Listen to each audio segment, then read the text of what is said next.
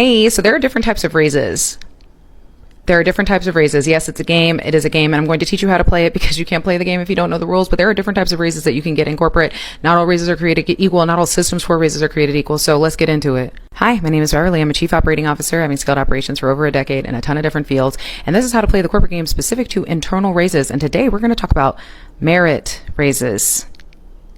Now, merit-based raises are what I like to call right place, right time raises, because a lot of the time, even if the employee deserves it, it is circumstantial, whether that employee was the person who swept in and saved a client before they churned, or they were the only employee on the team who had the skill set that was needed to prevent a major issue, or they came in at a time where their skill set was really necessary and they crushed it, which they were going to do anyway, but because of the circumstances of where the company was at, they get a merit bump, maybe 90 days or even sometimes sooner than that, because they swept in and saved the day on merit, when in reality a lot of it is subjective and circumstantial.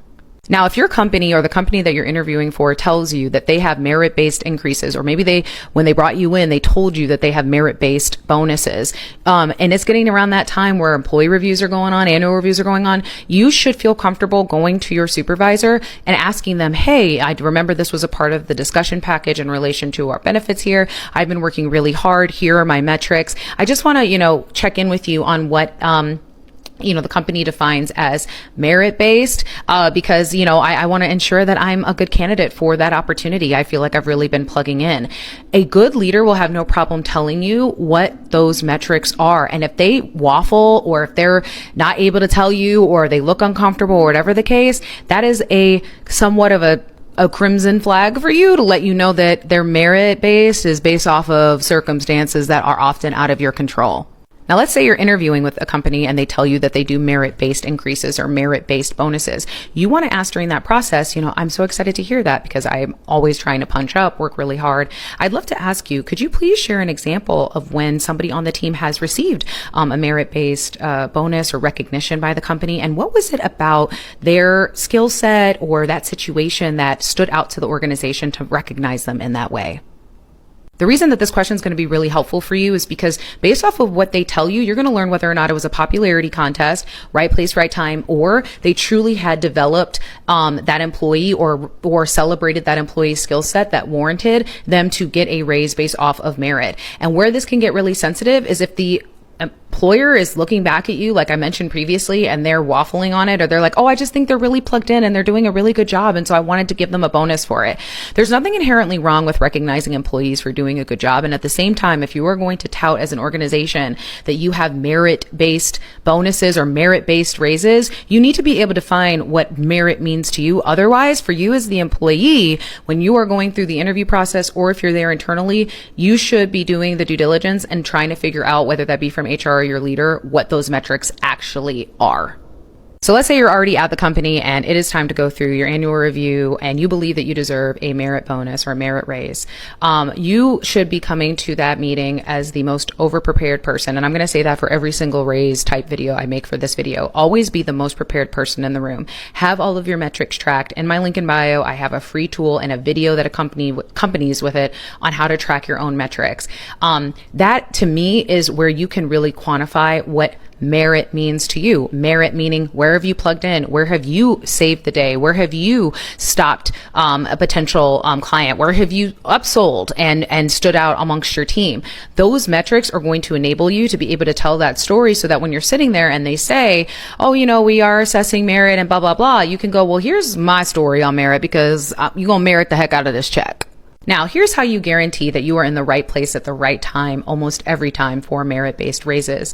When you are on the team throughout the year, and remember, recency bias is a thing. So within that 3-month period, 4-month period before the annual review process, I want you to be looking around and also listening to what your leaders are saying are major pain points or bottlenecks for them. If you keep hearing them complaining about how folks are slow to respond on tickets, or you keep hearing them complain about how clients are submitting escalations and they're not getting resolved in a timely manner, or you keep hearing that, customers have the same concerns and they're not being resolved by the team, whatever those issues are that you're hearing from leadership, plug into what those pain points are. Because if you're coming in there and you're saving the day, and by de facto, you're also supporting the organization and excelling in your job, which you were already doing. This enables you to just press a little bit more towards those pain points that are going to give you attention as you head into the annual review cycle. One way.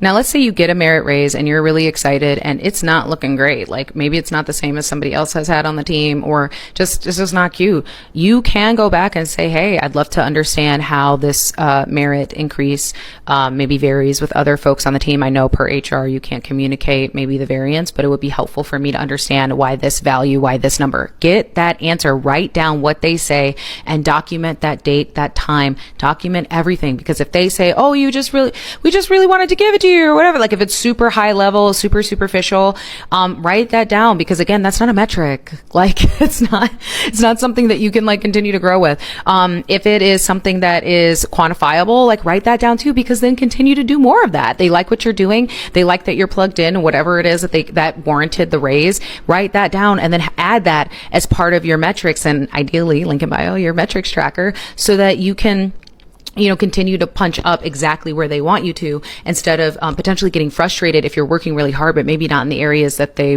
want you to focus attention. And let's say you're being passed up. Let's say despite everything, you really, truly are not getting any recognition, any merit-based raises. Then it's time for you to develop your exit strategy. But before you do that, I want you to have another meeting with your supervisor and say, hey, I just can't help but notice that there are folks on the team who are, and rightfully so, they're getting recognized, they're doing great work. And I just want to know, I'm plugging in here. Here are my metrics. Here's my data. I think I'm doing a really great job. And I just would like to hear from you, where do you feel the gaps are? Make sure you document that meeting. And that ultimately puts that leader on notice, because now they know that that there may be some weird ish happening when it comes to merit increases, and they either will course correct and be like, oh crap, we haven't recognized so and so in a while, let's change that, or they'll double down. And either way, you need to know that and have it documented, so that as you develop your exit strategy, you are applying to jobs, collecting metrics along the way, and then when you leave, you can very professionally communicate, I've had a really great time. I'm onward to my next opportunity, and I look forward to continuing my professional development. Every leader knows what that means.